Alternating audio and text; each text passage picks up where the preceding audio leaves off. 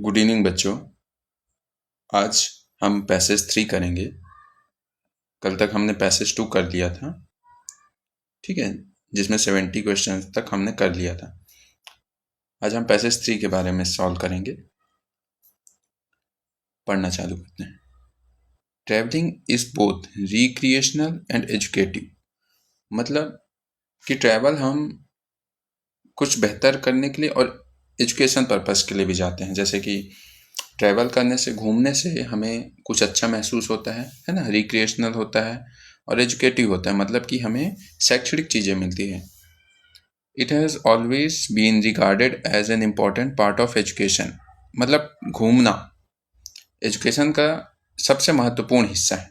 आप जितना ज़्यादा घूमोगे, आप लोगों को जानोगे, पहचानोगे, लोगों से मिलोगे, आप वस्तुओं को जानोगे, व्यक्तियों को जानोगे, स्थान को जानोगे, उसके महत्व को समझोगे, है ना। तो उससे क्या होती है, आपकी एजुकेशन की क्षमता बढ़ती है, आपका बौद्धिक विकास होता है। Europe in Europe a young man is considered fully educated.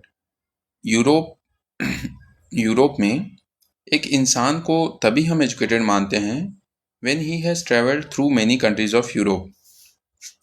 जब वो यूरोप की कई सारी कंट्रीज में घूम चुका हूँ, ठीक है। यूरोप एक द्वीप है ना, जिसमें कई सारी कंट्रीज हैं। जैसे एशिया एक महाद्वीप है, वैसे यूरोप है, अंटार्कटिका है ना। इसी तरीके से यूरोप भी है। In ancient India also our sages understood that. Sages मतलब कौन होते हैं? साधु। हमारे इंडिया में पहले कौन होते थे? साधु रहा करते थे, है ना। वो समझते थे, understood the great value of travelling. वो घूमने की महत्व को समझते थे कि कोई व्यक्ति जितना ज़्यादा घूमता है, वह चीज़ों के बारे में, स्थान के बारे में, वस्तुओं के बारे में अच्छे से जानने लगता है।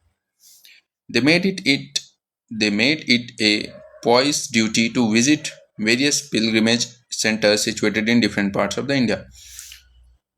वो उसको अपना परम कर्तव्य मानते थे कि हर एक व्यक्ति को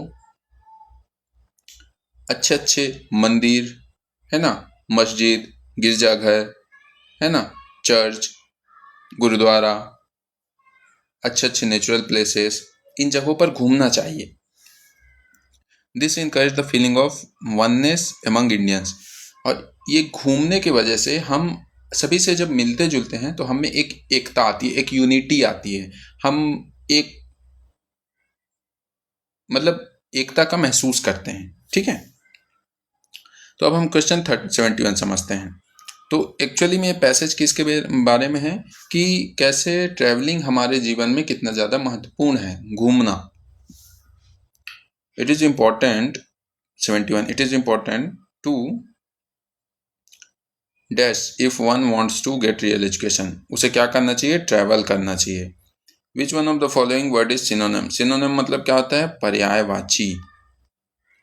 पर्यायवाची ऑफ रिक्रिएशनल।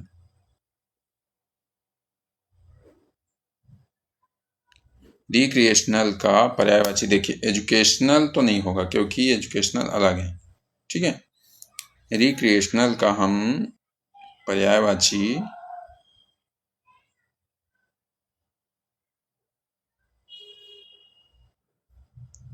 जैसे इसका अम्यूजिंग होता है, इंटरटेनिंग होता है ना।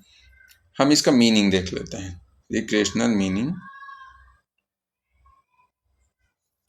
एक तरीके से मनोरंजन, थ्रिलिंग को देखिए। साइट सीइंग मतलब होता है किसी जगह को देखना। थ्रिलिंग का मतलब होता है रोमांचक, ठीक है। तो रिक्रिएशनल मतलब क्या हो गया? रोमांचक, thrilling. Visiting the death centre was considered Holi in ancient India. किस तरीके के सेंटर? Pilgrimage centre. पिलग्रिमेज मतलब धार्मिक स्थल को, ठीक है। पुराने समय में ऐसा माना जाता था। People have feeling of oneness with others if they travel a lot. भाई वो जब घूमते हैं तो एक दूसरे से मिलते जुलते हैं, तो उनमें क्या फीलिंग आती है? वननेस की। The sage is a person who is smart, wicked, learned, free.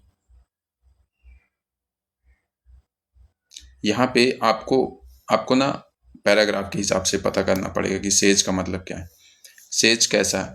Says understood the great value of travelling in ancient India. Our sage understood the great value of travelling, they made it पर duty to visit. हाँ, तो कैसे थे वो? Smart थे। वो लोग क्या थे? स्मार्ट लोग थे। ठीक है, काफी चतुर थे, अच्छे लोग थे, है ना। उनको समझ थी इस चीज की। तो समझ होना मतलब किसी चीज का आपके में स्मार्टनेस है। थैंक यू बच्चों। अब हम अगले पैराग्राफ को कल करेंगे, पैराग्राफ नंबर 4।